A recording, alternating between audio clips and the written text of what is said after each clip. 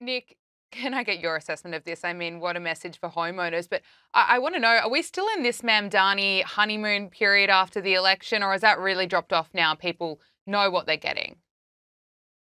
No, I mean, I think that there has already been some chinks in the armor. There was a major winter storm on the East Coast, and historically, the NYPD would go out onto the streets of New York City and help get mentally ill homeless folks off the streets. And because of Mamdani's extreme socialist agenda, they were told not to do that. And I think 18 people, as of the last count, died of frostbite in America's most prosperous city.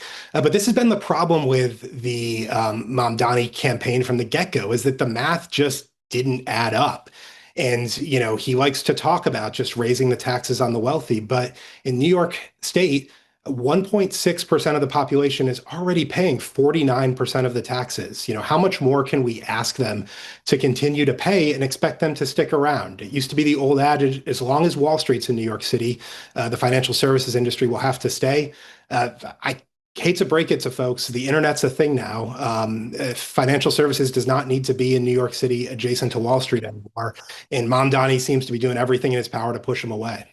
Well, on that point, analysis by New York's top corporate advocacy group shows that New York is losing thousands of jobs to pro business Texas, and Mamdani's push to raise corporate taxes is certainly only going to accelerate that exodus. This is coming from a report issued by the Partnership for the City of New York.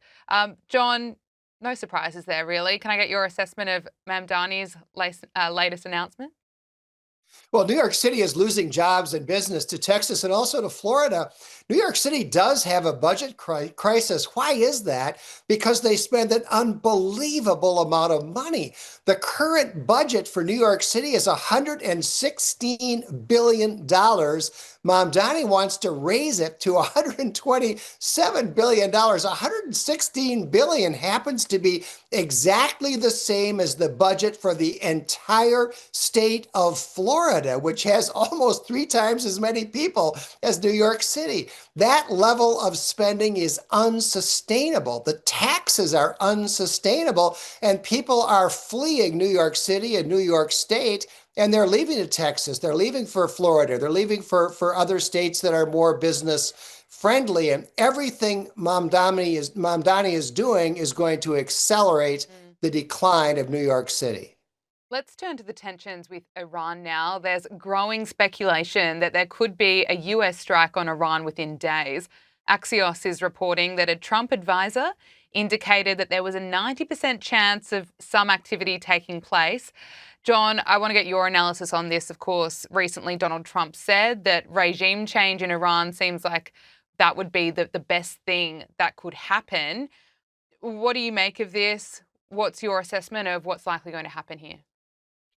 Well, the administration has been negotiating with the mullahs over nuclear weapons. I think that is completely pointless. We have been down this path before. All they're going to do is stall for time.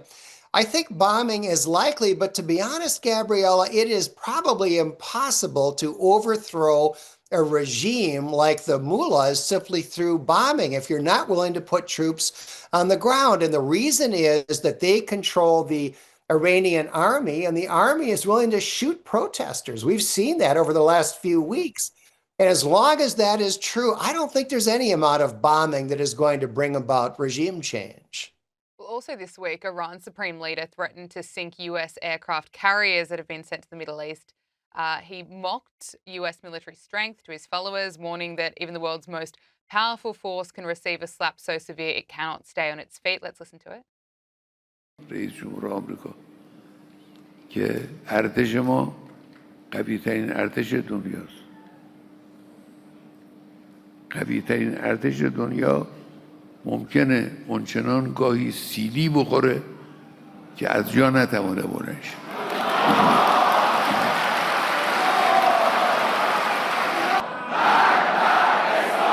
هی میگن ما ناو فرستادیم طرف ایران. خیلی خوب.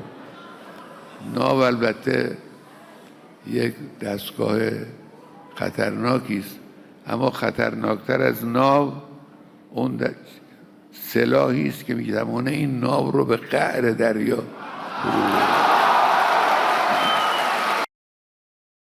Nick, can I get your analysis on this? We know Donald Trump gets pretty top marks for his foreign policy, but there's a lot of pressure on him with this one at the moment.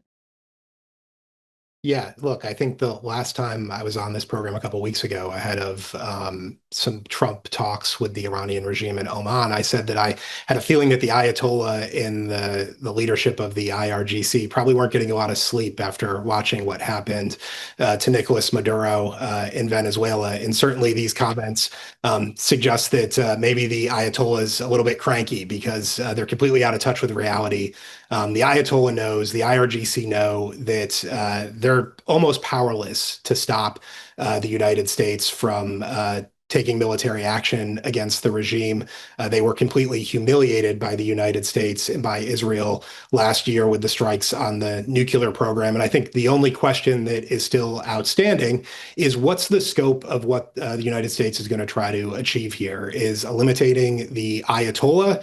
The goal is eliminating the Iranian nuclear program. Further, the goal, what is the end goal here? Because I have every confidence that our military will be able to prosecute the goal, but I'm skeptical that this can be done, a complete rebuilding of the Iranian government purely through airstrikes.